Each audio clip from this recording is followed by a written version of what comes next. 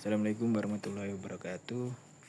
Di sini saya akan melanjutkan dari materi pelajaran jaringan komputer dari website Netakat. Di sini saya akan melanjutkan di modul 3 protokol dan model. Langsung saja saya masuk ke 3.1 yaitu aturan. Dasar-dasar komunikasi. Jaringan bervariasi dalam ukuran, bentuk, dan fungsi. Jaringan dapat serumit perangkat yang terhubung melalui internet atau sesederhana dua komputer yang terhubung langsung satu sama lain dengan satu kabel. Perangkat harus tahu bagaimana berkomunikasi. Semua metode komunikasi memiliki 3 elemen yang sama. Yang pertama yaitu sumber pesan atau pengirim. Yang kedua adalah tujuan pesan atau penerima. Yang ketiga adalah saluran. Selanjutnya adalah protokol komunikasi. Pengiriman pesan baik melalui komunikasi tatap muka atau melalui jaringan diatur oleh aturan yang disebut protokol. Proses pengiriman surat mirip dengan komunikasi yang terjadi dalam jaringan komputer.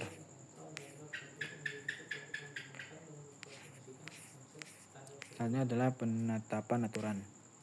Sebelum berkomunikasi satu sama lain, individu harus menggunakan aturan dan kesepakatan yang diterapkan untuk mengatur percakapan. Perhatikan pesan di bawah ini.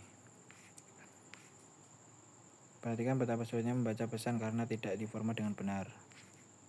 Protokol harus memperhitungkan persyaratan berikut. 1. Pengirim dan penerima yang teridentifikasi, bahasa dan tata bahasa umum, kecepatan dan waktu pengiriman. Persyaratan konfirmasi atau pengakuan. Persyaratan protokol jaringan.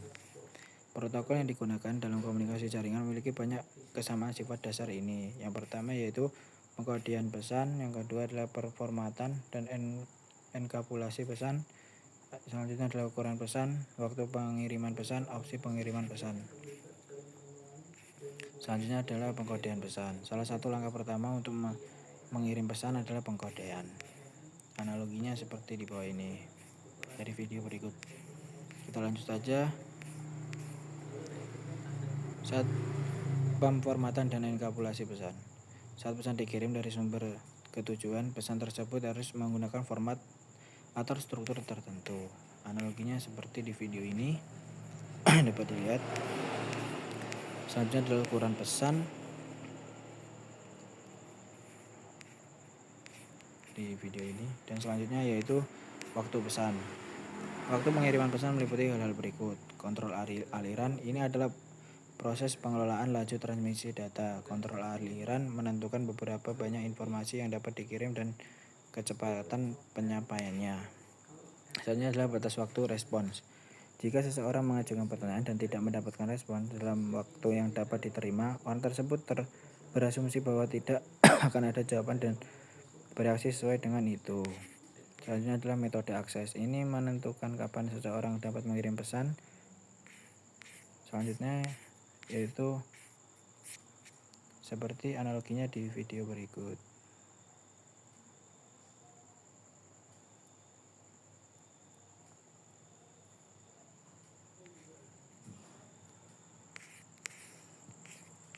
Selanjutnya adalah opsi pengiriman pesan. Dan analoginya seperti gambar di bawah ini. Yang selanjutnya yaitu catatan tentang ikon node.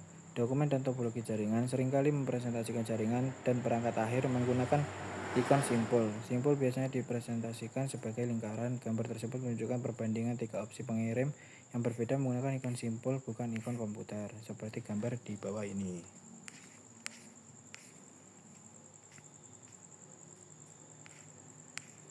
Kita lanjut di 3.2 yaitu protokol.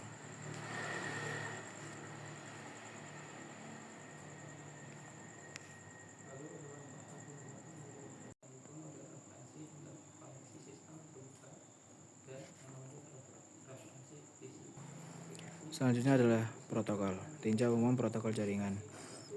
Protokol jaringan menentukan format umum dan serangkaian aturan untuk bertukar pesan antar perangkat. Protokol diimplementasikan oleh perangkat akhir dan perangkat perantara dalam perangkat lunak, perangkat keras, dan keduanya. Tabel ini mencantumkan berbagai jenis protokol yang diperlukan untuk mengaktifkan komunikasi melalui satu atau lebih jaringan.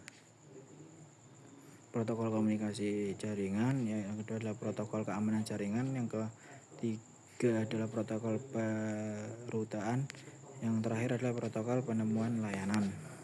Selanjutnya yaitu fungsi protokol. Protokol komunikasi jaringan bertanggung jawab atas berbagai fungsi yang diperlukan untuk komunikasi jaringan antar perangkat akhir. Contohnya seperti gambar di bawah ini. Tabel di bawah ini mencantumkan fungsi protokol-protokol. Yang pertama adalah mengatasi. Ini mengidentifikasi pengirim dan penerima pesan yang dituju menggunakan skema pengalaman yang ditentukan. Yang kedua adalah keandalan. Yang ketiga adalah kontrol aliran. Yang keempat adalah pengaturan. Yang kelima deteksi kesalahan. Yang terakhir adalah antarmuka aplikasi. Selanjutnya adalah interaksi protokol. Pesan yang dikirim melalui jaringan komputer biasanya memerlukan penggunaan beberapa protokol yang masing-masing memiliki fungsi dan format sendiri. Gambar tersebut menunjukkan beberapa protokol jaringan umum yang digunakan saat perangkat mengirim permintaan ke server web untuk halaman webnya. Contohnya seperti gambar di bawah ini.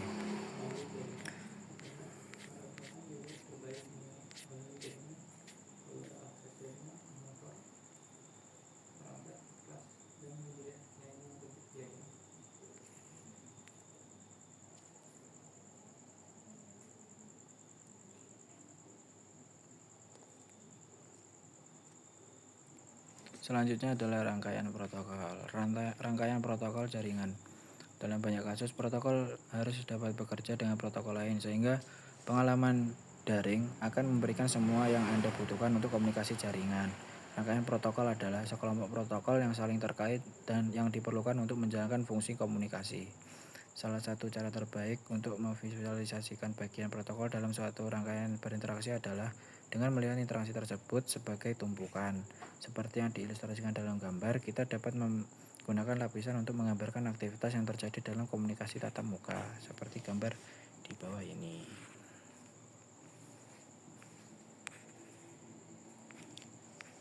Selanjutnya adalah evolusi rangkaian protokol. Rangkaian protokol adalah sekumpulan protokol yang bekerja sama untuk menyediakan layanan komunikasi jaringan yang komprehensif. Sejak tahun 1970-an telah ada beberapa rangkaian protokol yang berbeda, beberapa dikembangkan oleh organisasi standar dan yang lainnya dikembangkan oleh berbagai vendor. Selama evolusi komunikasi jaringan dan internet, ada beberapa rangkaian protokol yang saling bersaing, seperti gambar di bawah ini.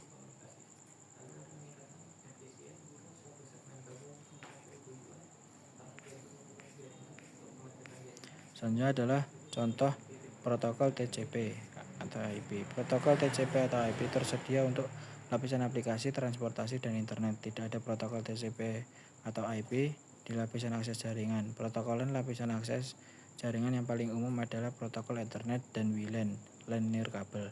Protokol lapisan akses jaringan bertanggung jawab untuk mengirimkan paket IP melalui media fisik, seperti gambar di bawah ini. Selanjutnya yaitu rangkaian protokol TCP/IP. Beberapa protokol yang paling populer ditunjukkan pada gambar di bawah ini. Selanjutnya adalah lapisan aplikasi, sistem nama, DNS, konfigurasi host, DHCP/v4, DHCP/v6, dan SLAAC. Email, pemindahan berkas email yaitu seperti SMTP, POP3, IMAP. Pemindahan berkas yaitu ada FTP, SFTP, dan TFTP. Web dan layanan web ada HTTP, HTTPS, dan REST. Selanjutnya yaitu proses komunikasi TCP. Seperti pada gambar di bawah ini adalah gambaran bagaimana proses komunikasi TCP.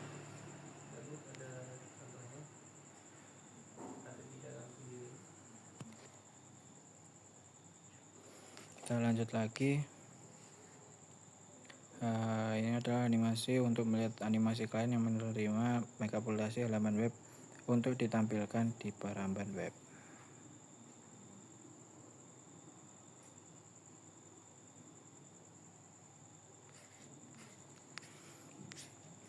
Kita lanjut.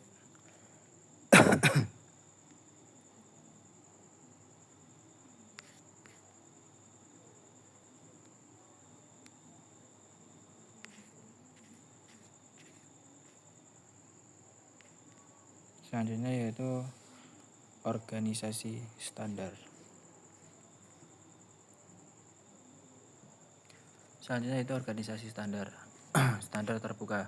Saat membeli ban baru untuk mobil, ada banyak produsen yang dapat memilih dan yang Anda pilih. Masing-masing produsen akan memiliki setidaknya satu jenis yang sesuai dengan mobil Anda. Standar terbuka mendorong interoperabilitas, persaingan, dan inovasi. Standar terbuka juga menjamin bahwa tidak ada satupun produk perusahaan yang dapat memonopoli pasar atau memiliki keuntungan yang tidak adil atas pesaingnya. Organisasi standar biasanya merupakan organisasi nirlaba yang netral terhadap vendor yang dibentuk untuk mengembangkan dan mempromosikan konsep standar terbuka. Gambar menunjukkan logo untuk setiap organisasi standar. Ada IEE,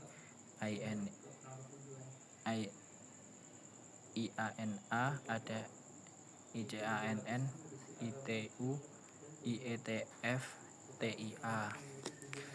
Selanjutnya adalah standar internet. Berbagai organisasi memiliki tanggung jawab yang berbeda untuk mempromosikan dan membuat standar untuk internet dan protokol TCP/IP seperti gambar di bawah ini.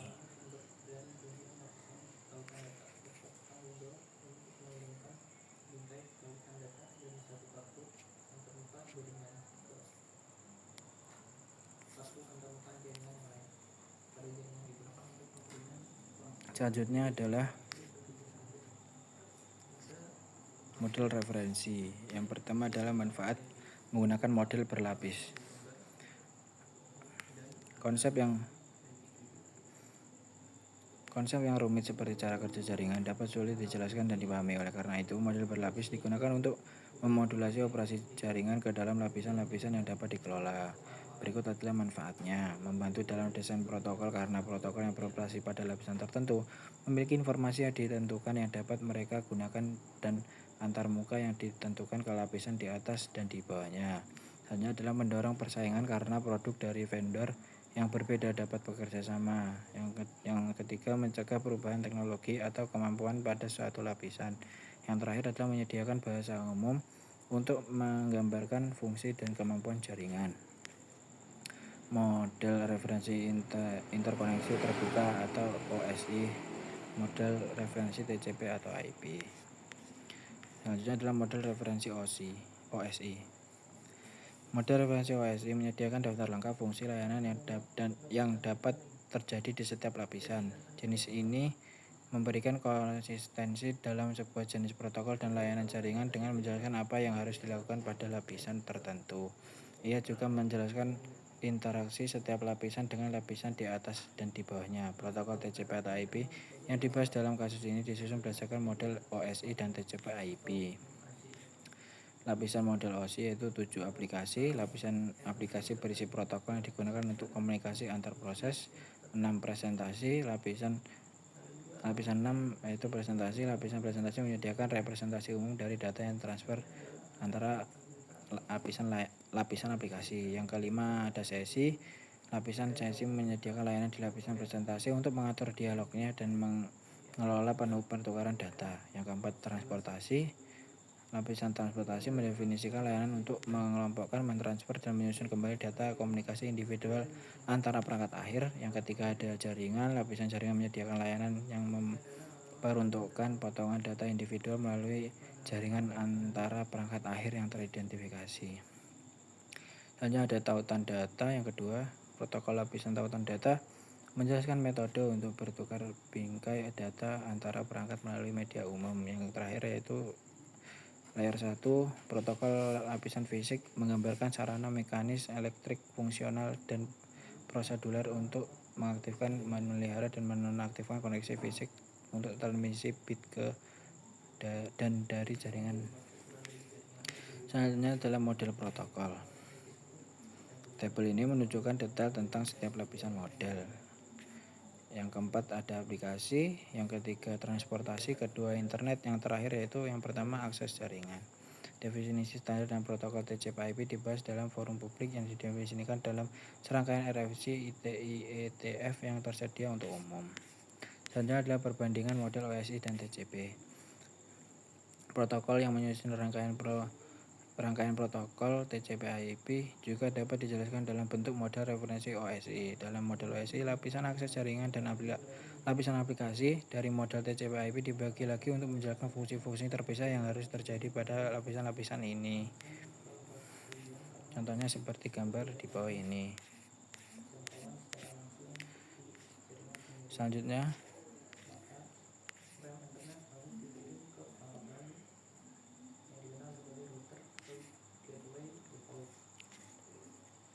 kita lanjut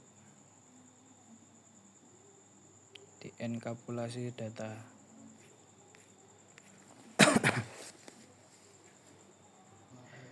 Selanjutnya adalah 3.6 enkapsulasi data, segmentasi pesan. Mengetahui model referensi OSI dan model protokol TCP/IP akan berguna untuk Anda mempelajari tentang bagaimana data dienkapsulasi saat data tersebut bergerak melalui jaringan. Secara teori, komunikasi tunggal seperti video atau pesan email dengan banyak lampiran besar dapat dikirim melalui jaringan dari sumber ke tujuan sebagai satu aliran bit yang besar dan tak terputus. Namun hal ini akan menimbulkan masalah bagi perangkat lain yang perlu menggunakan saluran atau tautan komunikasi yang sama. Pendekatan yang lebih baik adalah membagi data menjadi bagian-bagian yang lebih kecil dan lebih mudah dikelola untuk dikirim melalui jaringan. Segmentasi adalah proses pembagian aliran data menjadi unit-unit yang lebih kecil untuk transmisi melalui jaringan. Segmentasi diperlukan karena jaringan data menggunakan rangkaian protokol TCP/IP untuk mengirim data dalam paket-paket IP. Individual setiap paket dikirim secara terpisah, mirip dengan pengiriman surat panjang sebagai rangkaian kartu pos individual. Hal yang menyebabkan segmentasi yaitu meningkatkan kecepatan, dan yang kedua adalah meningkatkan efisiensi. Selanjutnya adalah pengurutan. Tantangan dalam menggunakan segmentasi dan multiplexing untuk mengirim pesan melalui jaringan adalah tingkat kerumitan yang ditambahkan ke dalam proses tersebut. Dalam komunikasi jaringan, setiap segmen pesan harus melalui proses yang sama untuk memastikan bahwa pesan tersebut sampai ke tujuan yang benar dan dapat disusun kembali menjadi konten pesan asli. Selanjutnya adalah unit data protokol. Saat data aplikasi diteruskan ke tumpukan protokol dalam perjalanannya untuk ditransmisikan melalui media jaringan, berbagai informasi protokol ditambahkan di setiap level. Proses ini dikenal sebagai proses enkapsulasi.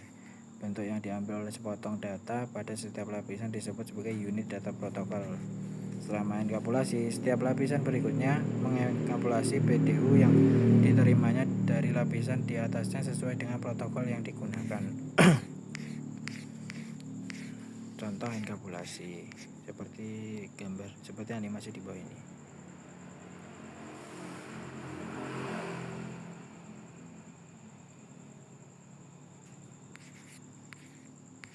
Contoh dienkapsulasi.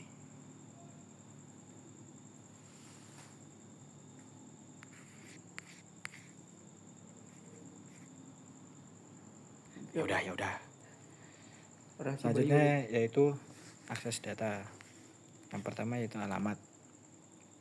Seperti yang baru saja kita pelajari, mengelompokkan pesan dalam jaringan. Lapisan jaringan dan tautan data bertanggung jawab untuk mengirimkan data dari perangkat perangkat sumber ke perangkat tujuan. Seperti yang ditunjukkan pada gambar, protokol di kedua lapisan berisi alamat sumber dan tujuan, tetapi alamatnya memiliki tujuan yang berbeda. Pertama adalah alamat sumber dan tujuan. Lapisan jaringan bertanggung jawab untuk mengirimkan paket IP dari sumber asli ke tujuan akhir. Yang kedua, alamat sumber dan tujuan lapisan tautan data bertanggung jawab untuk mengirimkan bingkaian tautan data dari satu kartu antarmuka jaringan NIC ke NIC lain. Dan ini adalah alamat logika lapisan 3. Alamat IP adalah alamat logis lapisan jaringan atau lapisan 3 yang digunakan untuk mengirimkan paket IP dari sumber asli ke tujuan akhir, seperti gambar di bawah. Paket IP berisi dua alamat IP. Satu alamat IP sumber, yang kedua adalah alamat IP tujuan. Alamat IP berisi dua bagian jaringan IP v4 atau awalan IP v6. Yang kedua yaitu bagian host IP v4 atau ID antarmuka IP v6. Catatan subnet mask IPv4 atau panjang awalan IPv6 digunakan untuk mengidentifikasi bagian jaringan suatu alamat IP dari bagian host. Perangkat di jaringan yang sama. Dalam contoh kita memiliki komputer klien PC1 yang berkomunikasi dengan server FTP pada jaringan IP yang sama. Satu, alamat IP sumber, dan yang kedua dengan IP 192.168.1.110. Alamat IPv4 tujuan yaitu server FTP 192.168.1.9. Pada gambar ini yaitu bagian jaringan dari alamat IPv4 sumber dari bagian jaringan dari alamat IPv tujuan adalah sama, dan oleh karena itu sumber dan tujuan berada pada jaringan yang sama. Yang selanjutnya adalah peran alamat lapisan data link jaringan IP yang sama. Bila pengirim dan penerima paket IP berada di jaringan yang sama, bingkai tautan data dikirim langsung ke perangkat penerima pada jaringan Ethernet. Seperti gambar di bawah ini. Alamat MAC tertanam secara fisik pada NIC Ethernet. Yang pertama, alamat MAC sumber ini adalah alamat tautan data atau alamat MAC Ethernet dari perangkat yang pengirim bingkai tautan data dengan paket IP yang dienkapsulasi. Alamat MAC tujuan bila perangkat penerima berada di jaringan yang sama dengan perangkat pengirim. Ini adalah alamat tautan data perangkat penerima. Selanjutnya adalah perangkat pada jaringan jarak jauh.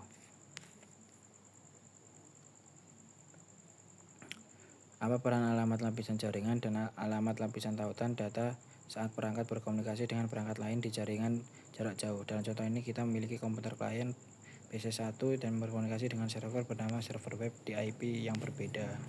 Selanjutnya adalah peran alamat lapisan jaringan. Alamat IP sumber dan tujuan akan mewakili host di jaringan yang berbeda. Hal ini akan ditunjukkan oleh bagian jaringan dari alamat IP host tujuan. Alamat IPv4 perangkat pengirim komputer klien PC1 192.168.1.110 dan untuk server web yaitu 172.161.1.99. Perhatikan pada gambar di bawah ini yaitu contohnya. Selanjutnya adalah peran alamat lapisan data link. Bila pengirim dan penerima paket IP berada di jaringan yang berbeda, frame tautan data Ethernet tidak dapat dikirim langsung ke host tujuan karena host tersebut tidak dapat dijangkau secara langsung di jaringan pengirim. Frame Ethernet harus dikirim ke perangkat lain yang dikenal sebagai router atau gateway default. Dalam contoh kita, gateway default adalah R1. R1 memiliki alamat tautan data Ethernet yang berada di jaringan yang sama dengan PC1. Alamat MAC Ethernet dari perangkat pengirim PC1, alamat MAC dari termuka Ethernet PC1 adalah AA. Alamat MAC tujuan bila perangkat penerima alamat IP tujuan berada di jaringan yang berbeda dari perangkat pengirim menggunakan alamat MAC Ethernet dari gateway atau router default. Selanjutnya yaitu alamat tautan data.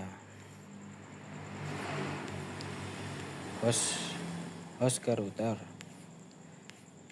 Saat paket IP bergerak dari host ke router ke router dan akhirnya router ke host, pada setiap titik di sepanjang perjalanan paket IP dienkapsulasi dalam bingkai tautan data baru. Paket IP dienkapsulasi dapat bingkai tautan data yang berisi informasi tautan data berikut: alamat tautan data sumber dan alamat tautan data perangkat. Data tujuan router ke router. Saat paket IP bergerak dari host ke router ke router dan akhirnya router ke host, pada setiap titik di sepanjang perjalanan IP dienkapsulasi. Protokol tautan data layer 2 hanya digunakan untuk pengiriman paket dari NIC ke NIC pada jaringan sama. Router menghapus informasi layer 2 diterima pada satu NIC. Router ke server ini masih sama saja. Kita lanjut saja.